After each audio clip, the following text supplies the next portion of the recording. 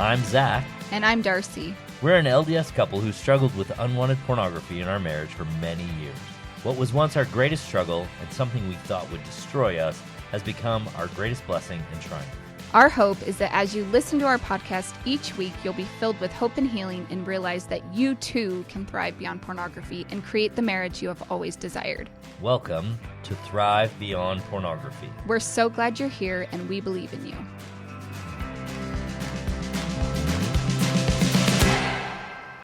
Hey, my friends, welcome to Thrive Beyond Pornography. I'm your host, Zach Spafford. This week on the podcast, I'm sharing with you an episode that Darcy and I recorded with our friend, Mark Delany, from the Purpose Mastermind podcast with Mark Delany.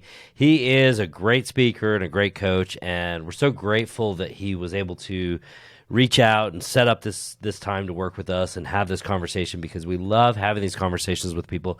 We love meeting with people, meeting with new people, and talking about how we can destigmatize pornography, change the narrative, move beyond the pornography issues, and start creating a life beyond pornography that is thriving, rich, full, and meaningful.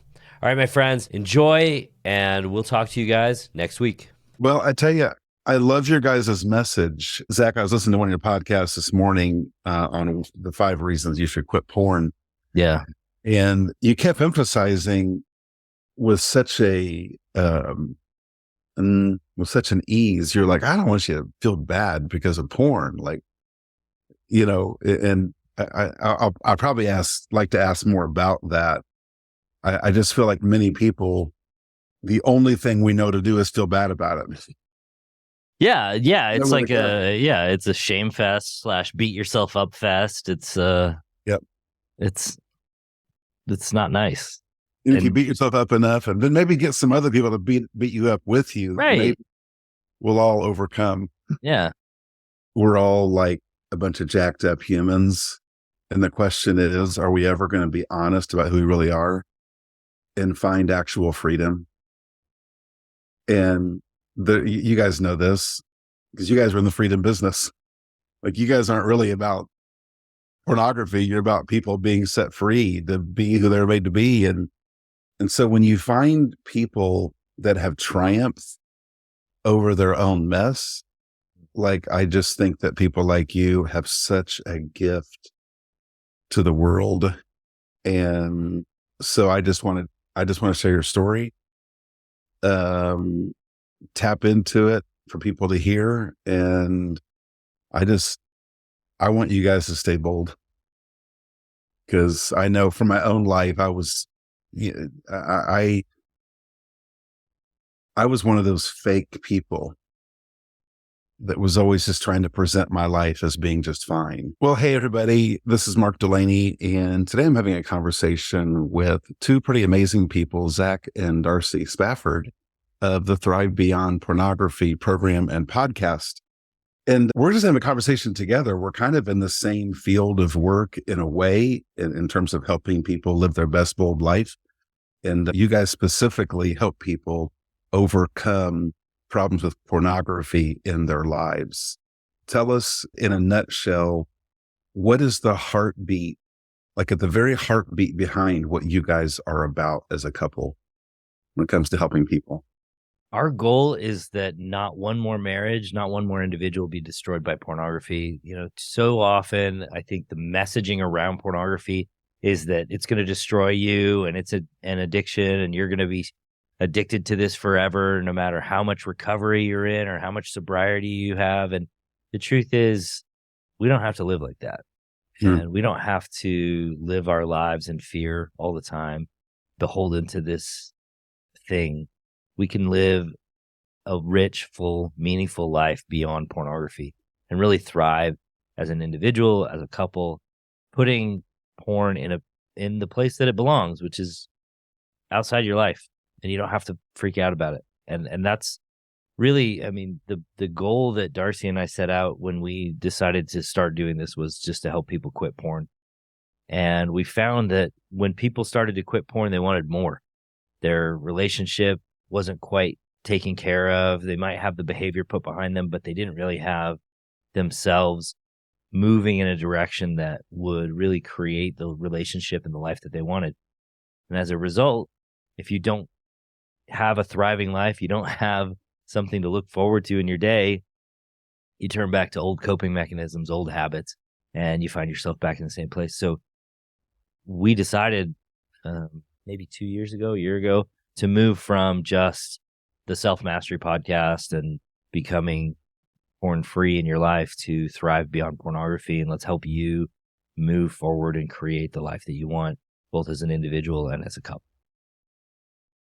When people get stuck in their problems, we very quickly become overwhelmed. It doesn't take too many attempts to change. My story of overcoming food and weight, it feels so overwhelming. Frankly, it almost becomes so overwhelming that it's offensive to hear someone say, "We can help you." And I think that certainly with pornography, I think a lot of people are like, don't even talk about overcoming pornography because that can't happen. Why are the two of you like trailblazing this bold message? You guys are like Tarzan and Jane running through the wilderness saying there's freedom for you from pornography. What makes the two of you so confident in helping people with this issue? For me, it's our lived experience, right? It's like we did this together. We struggled with pornography in our marriage. And I mean, I should say Zach struggled with looking at porn. I struggled with feelings of betrayal and, all the things, body image issues, felt like he was cheating on me, all that, to like, we're really awesome. Like we're doing so well and porn is not a problem.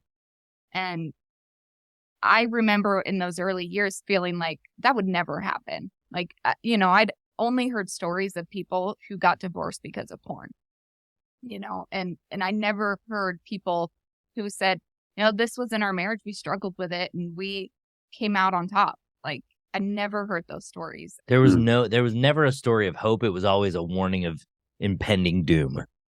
Yeah. This is why I wanted to hear more of your story unpacked. I think that in our world, nobody knows who to trust when it comes to getting help. And there's different sources available for getting help. I think that there's no greater help for someone to have than to get help from someone who has actually been through what you've been through and come out the other side. Yeah. Yeah. And, well, I mean, think about it. I don't know if you've ever climbed a mountain or gone skydiving. When I was a kid, before I got married, we went skydiving. I can't imagine going skydiving without somebody showing me how to do it. And not somebody who had like a theoretical knowledge of it. Imagine showing up at the airfield and this guy's like, "Okay, I've never actually jumped out of an airplane, but let me get your chutes." No, yeah. I'm not going with that guy. That's guy scary. Doesn't know. Yeah. Right? Really, the magic, the blessing of this work is that we have done the work on our own selves. Darcy has done the work on her side of the street. I've done the work on my side of the street. And by the way, there is work to be done on both sides of the street. I think a lot of times we think this is his problem. Once he fixes it, everything else is going to be fixed. But the real truth is that dealing with pornography is a symptom of a greater whole. It's a symptom of what's going on mentally and emotionally for the individual. And it can be a symptom of what's going on within a relationship. Like, why am I escaping from my relationship into pornography instead of being able to reach out and trust my spouse with my reality? And that's tough because while it is not her fault how I behave, we together have created a meaning frame, a relationship, and the way that we interact in some ways impacts the way that I choose to behave. Now, again, it's not her fault that I'm looking at porn. Even if we never have sex, it's not her fault, right? But what is happening here is we have to decide. We have to figure out, okay, what's within this meaning frame? What's within this relationship that isn't working for either of us that keeps us from choosing intimacy, that keeps us from choosing to know each other and be known and be able to rely on the other's love to help us move forward in our lives. And that's really important to understand. And I think for a lot of these couples that we work with, porn was a problem before they got married, right? And so Yeah. it's like, yeah, this is his problem. And it's like, we can see it that way, right? We can see, yes, this is something he needs to work on. But when you get married, it's now a marriage problem, right? Like what you bring into the marriage is now part of a marriage. Just like if And she brings in a $10 million in credit card debt, it's a marriage problem now. We have to work through that together to create the relationship that we want. It's not about blame. It's about responsibility. It's not about this is his problem and he has to fix it. It's about let's take responsibility for what's going on within this relationship. Let's take responsibility for how I'm interacting with this problem. And let's show up better. Let's learn how to deal with the problem directly and not blame the symptom as the problem. So no different than, we all have kids and your kids have problems that maybe as a parent, you're not the reason they have that problem. Like they're selfish or whatever attitude they have. It's because they're a human. But as a parent, it's like, well, I didn't cause this problem, but I need to be part of the solution.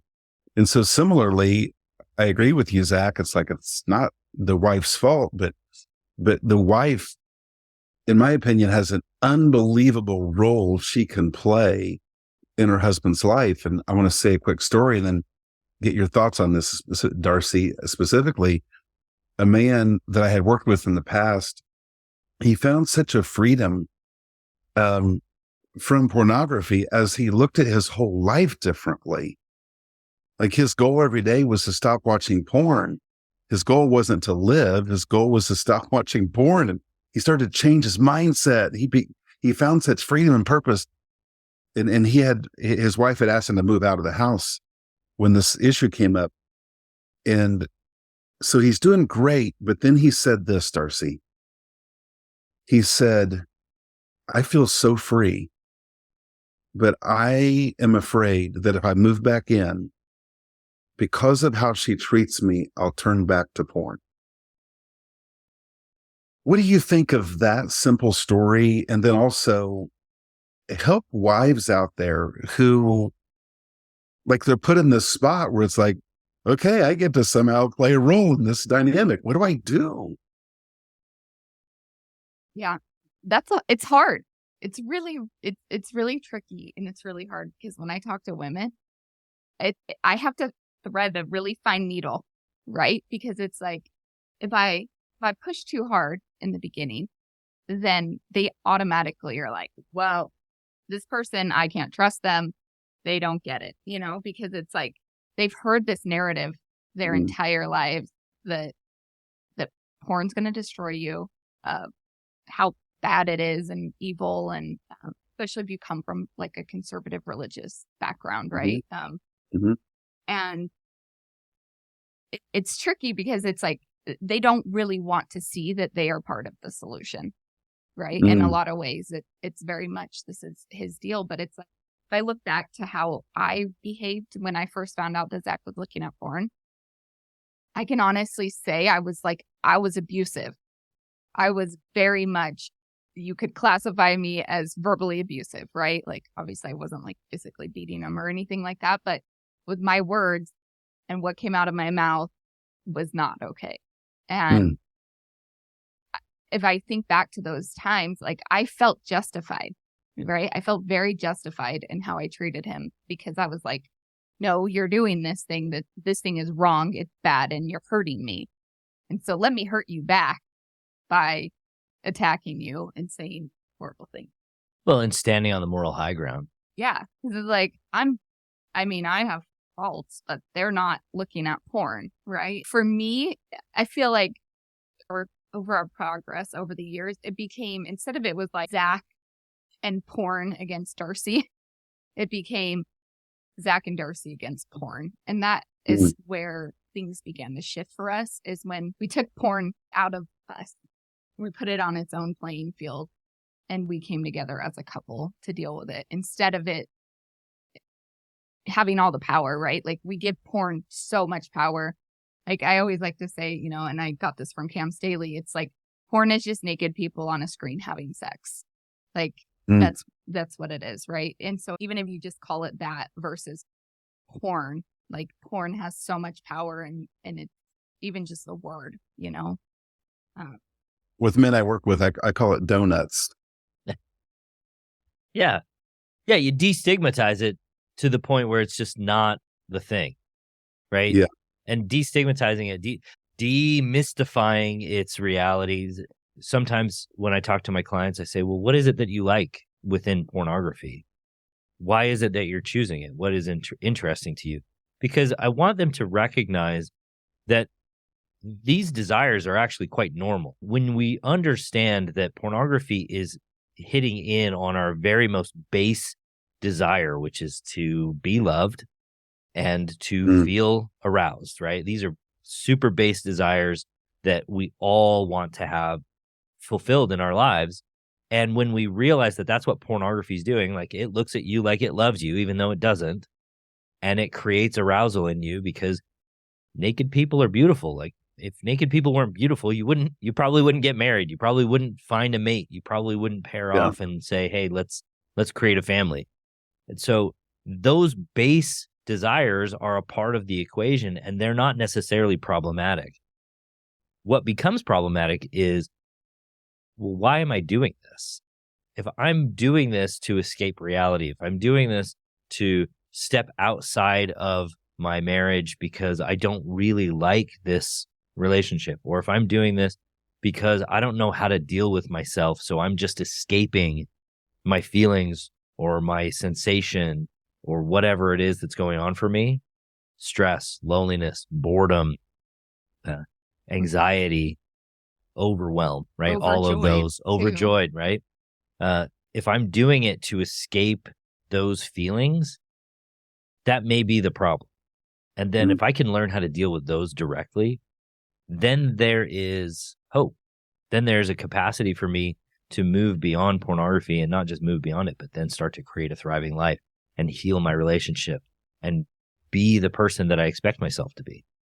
And this is, I think, really important. I don't think that the message, porn is bad, is a valuable message. And I'll tell you why. There are people out there who think porn's great. And I don't think that they're right. They come to us all the time on the internet to tell us. Yeah. Our ads are like, porn saved my marriage. Some people make comments. They're like, porn saved my marriage, or I don't struggle with porn. It's amazing. Right. Like, you know, and that's fine. I mean, right. So there are those people out there that would make this argument. And then there are people who would make the argument that porn is bad and it has all these evil components to it. And there are a variety of reasons why you should never engage with it, including sex trafficking, right? So there are people on either side of this argument, and they will argue and argue and argue and argue ad nauseum until they're blue in the face and everybody falls down and dies, right? Like there's no coming together on that issue. But what they both agree on, and what is the truth of the matter, is that porn it exists. Yeah. So once we know that, once we step away from bad or good, and we go, yep, porn it's part of the landscape, then we get to ask the more important question, which is, how do I want to interact with this? Do I want to bring this into my life? Do I not want to bring it into my life? And if I can destigmatize and de-escalate all the emotion around it, then I can make a good decision. I don't know about you, but when I am upset, I make bad decisions. And the less I feel upset about porn, the more likely it is I'm going to make a good decision. It's like with food, right? Like when you start to say like good food, bad food, can't have this food, you know, like if someone struggles with food and you say, okay, you can never have sugar again, ever. Like you can never have sugar again. Your brain is like wigged out. I can never accomplish that. I don't even necessarily know if I want to accomplish that. Right. Like, and so it's like when you go from like porn, never, ever, you know, stop this day and never see it again. Like if you're somebody that's gone to porn over and over again in your past, like your brain is like, yeah, that's not happening. Yeah. Like I can't do that.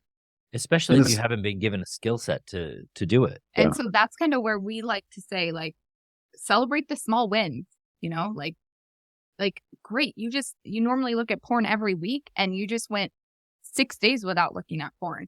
Like, that's a win. And if on day 7, you look at porn again, you're still winning. It's like weight loss. Like, it's not just a straight arrow down. It's up and down and up and down. And if the trend goes downward, right, over time, 10 years, like, you're succeeding. Yeah. And I feel like with porn, so often it's like the second there's a split second where even if it's just Instagram pictures, right? And then it's automatically like, oh, you failed. We're starting over. We're getting a divorce. Like, you're never going to choose me. You're never going to fix this. That kind of attitude. And it's like, if we put those same narratives onto us as women and things that we struggle with, like, they wouldn't be acceptable narratives. Yeah, it wouldn't, No.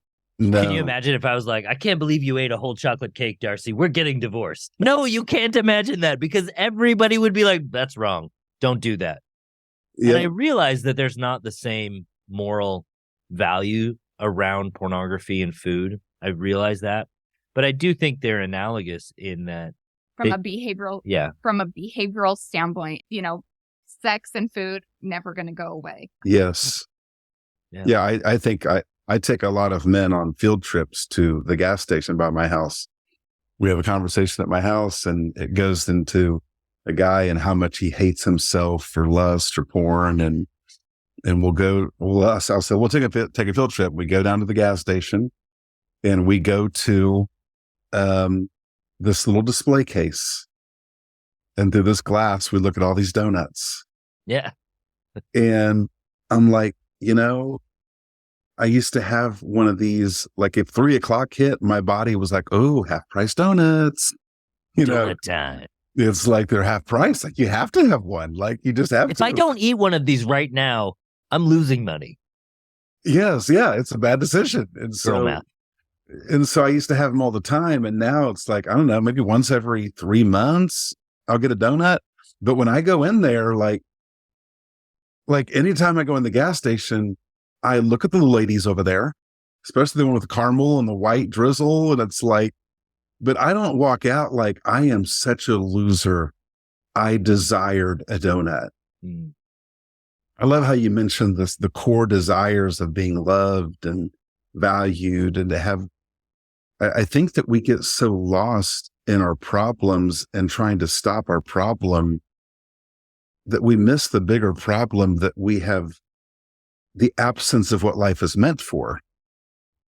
I was at Sam's Club a couple months ago, and I was waiting on some rotisserie chicken to get done. And right in front of the rotisserie chicken is their bakery stuff. And they sell some good drugs at Sam's Club. Oh yeah. Like those massive pies for like $9. Just massive pies. I mean, pumpkin $9. $5.99. It's ridiculous. And I sat there and looked at them, and I was like, if a person had a life with no meaning, it makes complete sense to come to Sam's Club every day and buy one of those apple lattice top pies and go home and eat it. Yeah. Like, why not? If life is depleted of what my heart longs for, how could I not eat pie every day? Well, this was literally my post today on social media. So when I was a kid, I played running back in high school. I loved playing football. It was one of my favorite things to do. But as a running back, you have to run towards the goal. You have to be going somewhere. You can't spend the entire down looking back behind you, trying to figure out what's chasing you. You have to be moving forward. You can't run from something. You have to run towards something.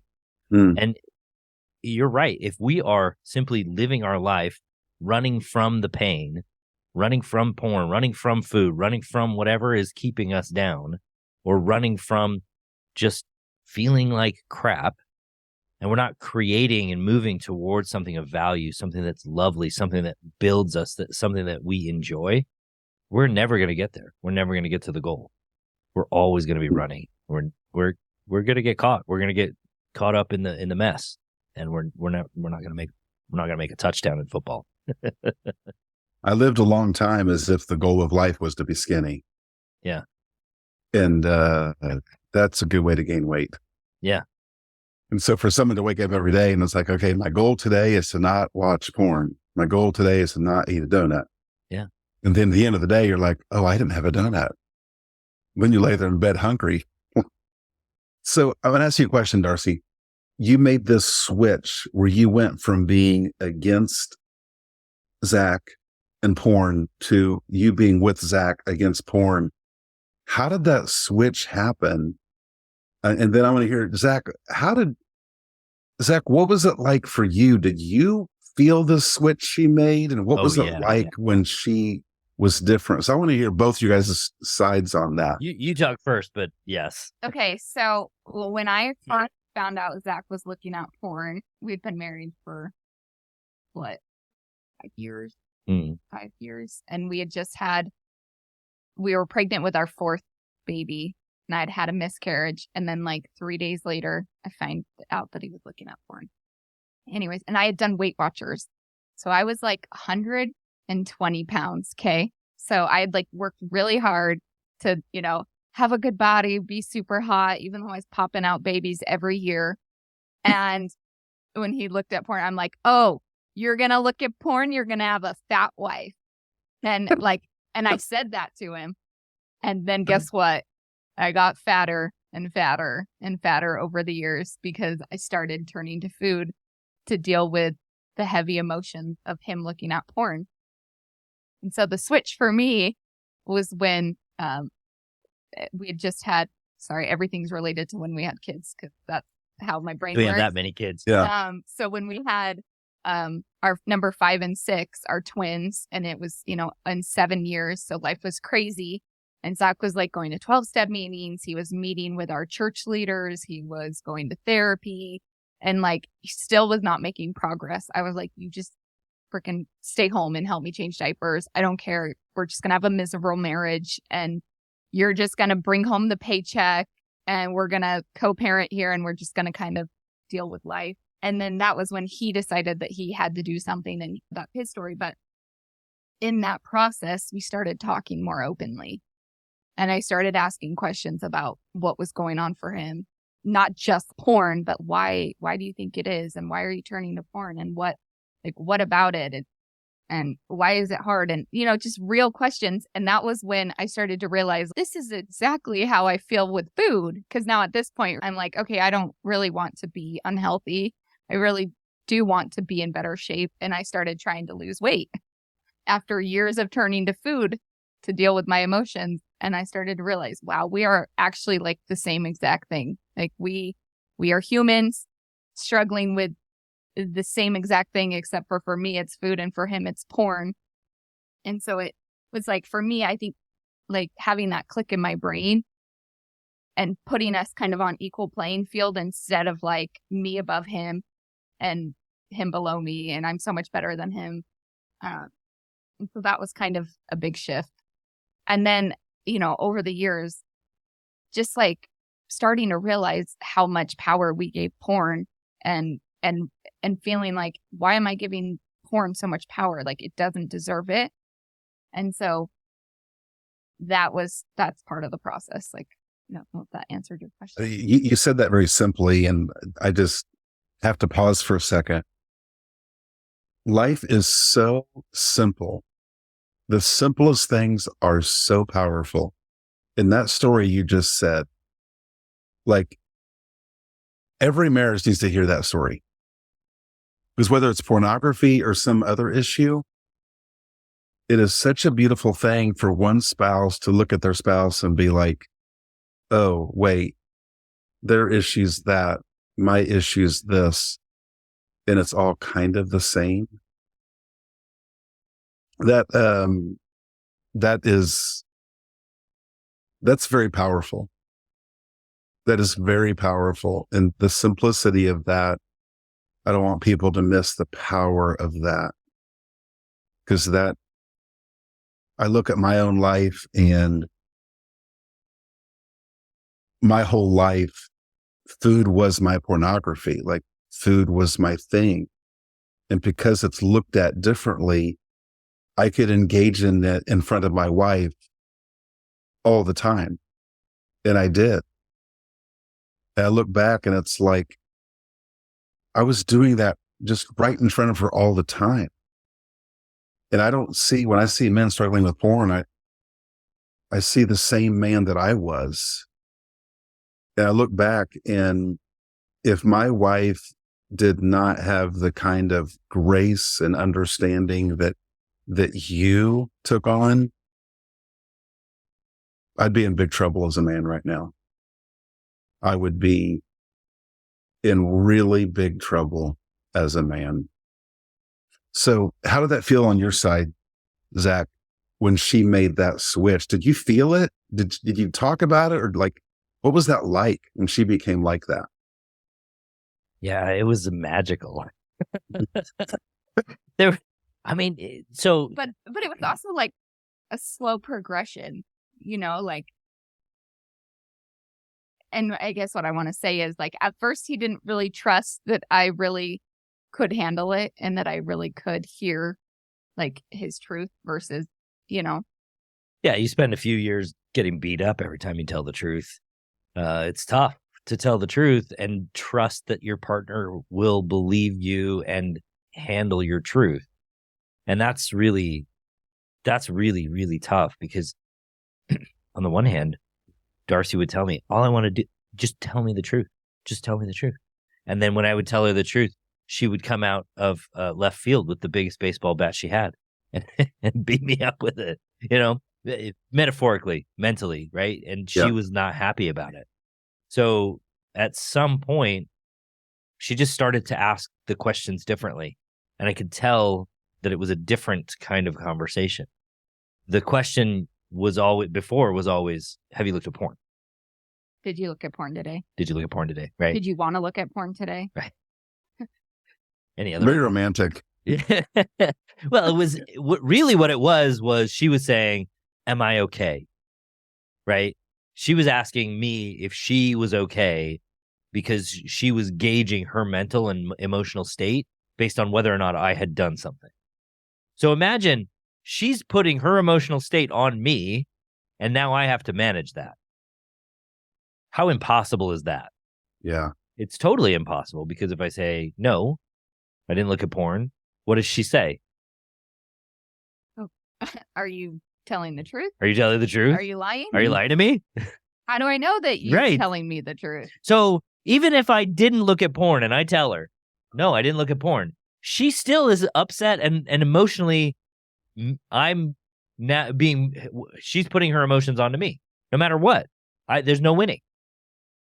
If I did look at porn, then we go into, well, what did you look at? And why did you look at it? And all, right? And she just wants to know how she compares against the things that I was watching. Which again is about her emotional state and her not feeling confident or comfortable in her own skin around this issue.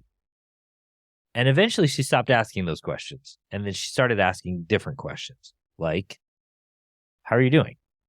What's going on for you today? How did you feel today? And those questions were about me being able to look at me and go, what's going on for me? And managing my own emotional state. And she wasn't asking those things to know whether or not I had looked at porn. She was asking those things to know me. There's a concept that I teach in my program called the presented self.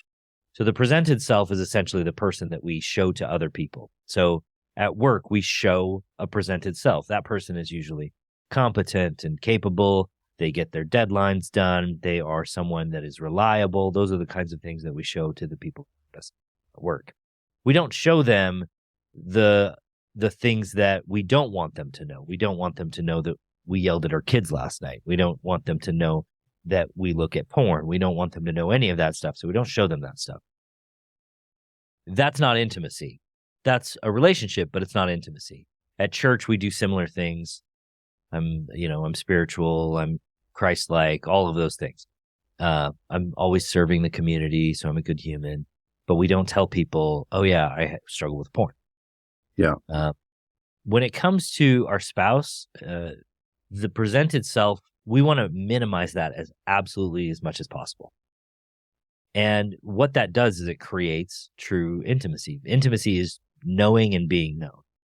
When Darcy knows who I am, who I really am, the person that I am when I'm alone with myself, that's intimacy. Mhm. And that's tough. It's really difficult to be And intimate. it's a lot harder to choose someone and love someone when you know all of them. Yeah. Right? Because every single human is flawed, and every single one of us have traits and qualities and things we do that we are not proud of, that we don't like, and Yeah. that our partner isn't necessarily going to love. And so it's scary if you're like, okay, this is the real me. I could be rejected. And I think for a lot of men who struggle with porn, it's like, if I really am open and honest with my wife about this, she might reject me, and she might leave me, and she might punish me. And I mean, if we put that back on ourselves, it's like, yeah, that's scary. Like that's a real fear that a lot of people have. But imagine if Darcy gained 100 pounds and I was like, I can't be with you ever again. We would not accept that socially. Like, we'd be like, wait, what happened? You did that? You're a terrible human. Yeah. But when it comes to pornography, that's exactly what we do, and we excuse it. I know in a lot of church communities, if the husband has looked at porn ever and the relationship dissolves, all the wife has to say is, well, my husband looked at porn, that's why we got divorced. And she's immediately absolved of any responsibility in that relationship. She's immediately absolved of the way she treated him. She's immediately absolved of how she showed up for herself in that relationship. All we have to know is that he looked at porn, and therefore it's all his fault. And that's not really a relationship. And in intimacy, knowing someone means that you can be rejected. That's how relationships become great, is her being able to handle who I really am and me being able to handle who she really is, and then us working together to create the people that we want to be. I don't know anybody who came out of the womb fully formed.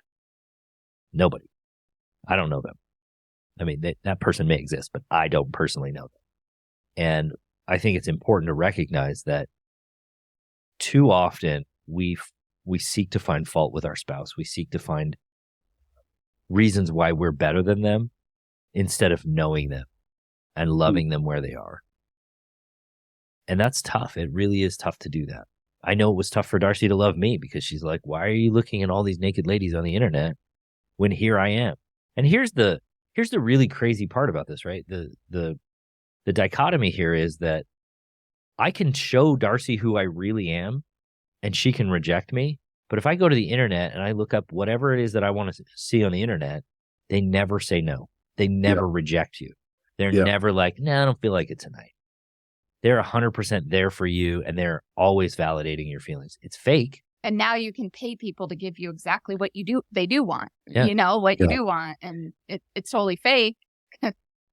Right. You know, they don't love you. They just want money, right? But it's an I think our problems become such a distraction in that we look at them the wrong way. And I look at life and I think, aren't all of us battling to fight through all kinds of stuff in culture to simply be the people we were made to be? Like free, like to be free, to have great love with someone else. It's like, I think of couples that, like, this issue is so common, and we make the whole marriage about this problem. And like you said earlier, Darcy, why are we giving this so much power? Like, why aren't we building our life and focusing on who are we made to be as a couple and as individuals? And what if we start chasing that instead of chasing this problem every day? I just, listening to your story, and I'm so glad that more people are going to hear this, because I think that pornography is just one in a long, long, long list of things that can distract all of us from being who we're made to be. And I think it's almost like we pause our life and say, well, as soon as I never want donuts anymore, I can go be a human and I can go be happy. As soon as I never want a donut, I can go live my life. I can't tell you how many times I prayed, and I would literally just say, Heavenly Father, just take this one thing from me, and then I'll be a great human. Solve this one problem for me, and I'll be the best. And that's not how it works. I just can't imagine God's up there and he's like, hey, angel number 24601, why don't you roll on over here? I want you to watch Zach, and every time he types boobs into the internet browser, I want you to throw cat videos at him. That's all he gets is cat videos. Can you make that happen for me? Like, God's not going to do that for us. That's not how he works. Yes. And I was always asking for the wrong thing. The wrong thing is God solved this problem. The right thing is, God, help me see myself and what it is that I'm missing that makes it so that I want to choose this, so that I am choosing. Why am I choosing this? Help me see myself. And I'm sure he's happy to reveal us to ourselves, because the more we see ourselves, the more we see, one, that we can help other people. Two, that we have the capacity to grow into the person that we want to be and that he wants us to be, and that we can solve this problem. We don't have to, like, I can't imagine God gave us agency, gave us free will, and then he was like, I'll take it away on certain items. This is just not how it works. And if we want to grow, just like a chick breaking out of their shell, you have to do the work. Zach and Darcy, I'm so constrained because I wish we had like 4 hours. I wish we were in the same room. I want to cook you lunch. I want to hug your necks. I want to take you to my garage and teach you how to make a Christmas tree on the lake that I love doing this time of year. Right. Tell me, who are your favorite people to help? Like, when you see people like this, like it lights you up, you want to help them. That's easy. It's couples who are ready to move beyond the old narrative. People who are like ready to put this behind them, but they're more than ready to put this behind them. They're like, we realize that doesn't work. That old narrative doesn't work, but we don't know what the new narrative is. The husband who's like, I can put the work in. The wife who is saying, I don't need to be on the moral high ground. We both agree that he doesn't want to be doing this. The wife who's like, I want to heal. I want to grow. I want to be beyond this. I don't want to live in a miserable marriage where I'm mad at my husband all the time. Or where I'm trying to control him or, be a babysitter, that kind of stuff. Yes. I think, can I say one other thing? Yeah. Oh, yeah. We have like 5. I just feel like whenever I talk to women about this, it's so often that they are comparing themselves to pornography and they're like, I can't compete with that. Right.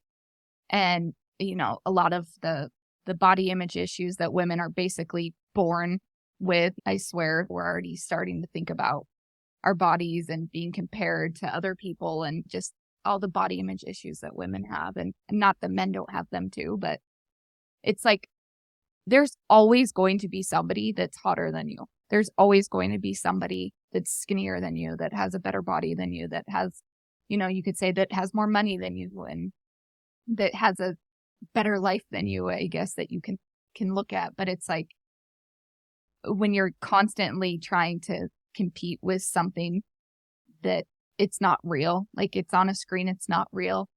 It can't be touched. It can't love. It can't interact.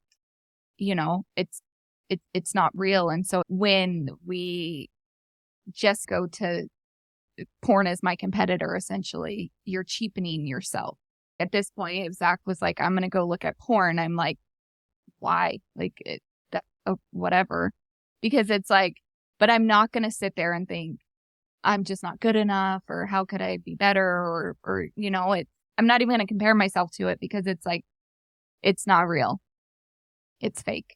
And what I can bring to the relationship and what I can bring into our love life and everything, it's real and it's beautiful and it's amazing, and it doesn't compare to porn. And so that's what I would. I think that's 100% true. Think about Thanksgiving dinner. Thanksgiving dinner is probably the meal that most Americans look forward to the most. Yeah. It's homemade turkey. We like ham at our house, green bean casserole. Darcy makes this amazing green bean casserole from scratch. She doesn't even use I don't use any cans of anything. She doesn't even use canned cream of mushroom soup or anything. We look forward to that meal because it is wholesome, it is satisfying, and it really does bring up the mood, I think, and it starts that holiday tradition for almost everybody. And then go to your local freezer aisle. And there's a turkey dinner in the freezer aisle, right? And it's not the same. It's not good. It's mostly processed. It doesn't fulfill you. It might fill you up. It might have a lot of calories, but it doesn't fulfill you. It doesn't bring that same sense of joy and love and enjoyment that an amazing dinner with your family brings. And that's really the difference between porn and really, truly intimate relationship. It's fulfilling and it's gratifying and you get lost in each other. And it's a completely different place mentally and emotionally than porn. We tend to think that it's about the orgasm, and it really isn't. It's about the connection and getting lost in each other and choosing each other and being close and spending that time connecting. And that really is a shift that if we can make that shift, porn becomes obsolete in a lot of ways. Mm-hmm. If we have that, no different than the person at Sam's Club looking at pie. If you have the greatness of what life was meant to be, you don't have to have the pie anymore. Right. And so I'm just so inspired by the two of you. And I'm so thankful that you so boldly share your lives with the world. And you truly have a gift. And people need to know you. People need to know you. You guys are, you have a real gift. And I just want to thank you for sharing it. And I'm going to share your gifts with others. The people need you. Thank you. We love doing this. Like, we're weirdos. People are like, well, what do you like to do for fun? We like to talk about porn. Yeah. If you sit down to dinner, you come to the national parks and come through St. George and you want to sit down to dinner, we'll sit down and we'll talk about porn all night. Yeah. We love it. And how to get free and then create greatness between you and your spouse. Just changing the narrative around it. Yeah. It's that's really what we're talking about when we're talking about porn, right? You're right. How can we change the narrative to one where porn's not winning, I just finished a book called One Step to Freedom, and that probably is the one step, because my whole life was I'm living in this metaphorical prison cell, and right outside the prison cell is this cape hanging on a wall with my purpose on it, and there's this little sword laying on the floor, and as soon as I'm skinny and can fit through these bars, I can go put that cape on. So every day you're like, okay, if I get skinny, I can get through those bars and go be the man I was made to be. The problem is those feelings are so overwhelming, the failure and the shame of, I'm letting the world down. And then to survive the day, you eat food. Yeah. And the cellmate was a little W oatmeal cream pie dealer. And so you just keep eating. That is the worst cellmate to have. But the narrative, Darcy, you're right. It was the change in narrative. It was like, God wasn't waiting for me to be skinny. The message of redemption is you don't have to be skinny to be free. Like, this is why Jesus died on the cross. It was like, so you could have this freedom in spite of your bondage, and that the freedom brings freedom. And then there's life change. And so that change of narrative, that's what changed my life, was the change of narrative is I can, no matter how much I weigh today, I can put my cape on and pick up that sword and go live my purpose. And instead of holding my life hostage, waiting until the problem is gone so I can then wear the cape, like the problem will never be gone. Yeah. So anyway, thank you guys so much for your time. I can't wait to share you guys with people and keep doing what you're doing. Well, we love doing it. Thanks for having us. We love this. We love this conversation because hopefully it can change one person's life. Yeah. Oh, it will. It will. I love it. I mean it. You guys have a real gift. There's not many husband-wife teams that can so boldly guide couples through this. And I won't get into the work that we do. It just doesn't matter in this conversation. It's just so relevant. Darcy, you have such a key to help women and how they can be a part of the redemption story that needs to happen. Like every couple's marriage is a redemption story. The question is whether or not it happens. You know what's really sad and what's really hard is that not a ton of women take advantage of me because it's their husband's fault, his problem. Yeah. He needs to fix it. It's so much easier to look at it that way. You know, Zach always, like, if someone buys individual coaching, which is what we used to only sell, right? Mm-hmm. They always got a free session with me. Do you know how many wives took that free session up? What? Maybe 10%? Maybe. Yeah. Maybe. Not enough. Maybe. Not enough, for sure. I think the most challenging thing in the way, I think, of all human change, I think the most simple statement ever uttered about human change that totally changes the narrative, but it's the hardest thing for any human being to do, is when Jesus said, if you want to find your life, you have to lose it. Well, nobody wants to lose their life or lose the control. Like nobody wants to, it takes such surrender for a wife to be able to even let their mind go to the place of maybe there's something I can do to help. Because the muscle of human instinct is, I'm going to beat this guy up. I'm going to threaten him. I'm going to put fear in him. I'm going to control him and he's going to change. Well, to open your mind and heart up to there's a different way it takes surrender.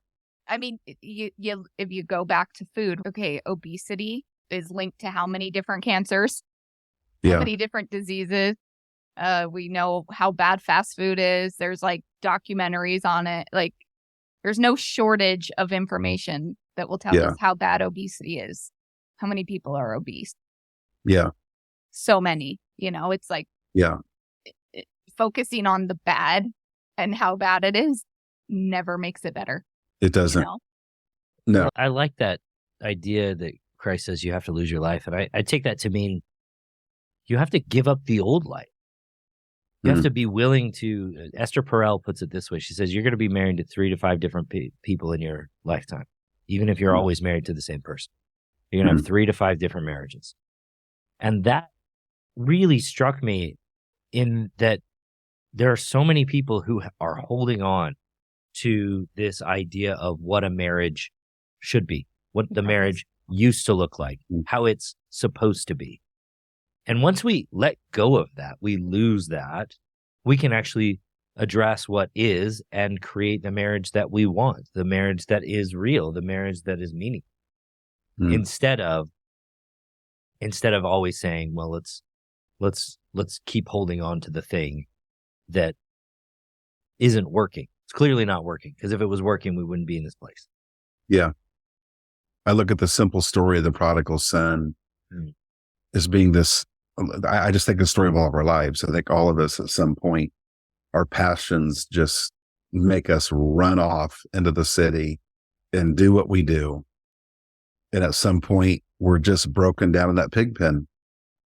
And the hardest thing to do is just to walk back home and expose yourself as being the complete failure. Like, I've blown it. I've lost it. I've done nothing good in my life. And here I am. It's so hard for humans to do that. That it takes making that phone call and being able to just be exposed as I am a human with a marriage problem is so hard for anyone to do. But if somebody will do that, like, change is not that hard.